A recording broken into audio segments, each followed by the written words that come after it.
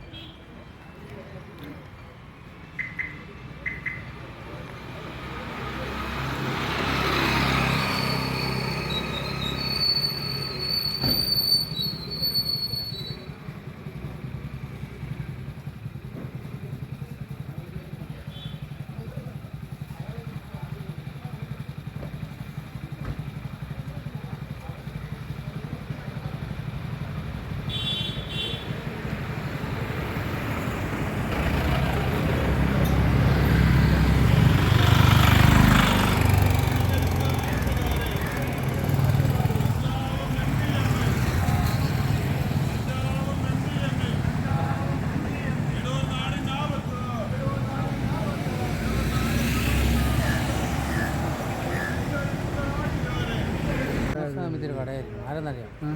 മറ്റേ ഗൗരി കമ്പനി ഉണ്ടാക്കിയിട്ട് ഒരു മാർക്കറ്റില്ല, ഗൗരി കമ്പനി ഉണ്ടാക്കിയിട്ട് മാർക്കറ്റ് എല്ലാവരും ഒരു പൗര കമ്പനി ഉണ്ടാക്കി. എന്നിട്ട് ഒരു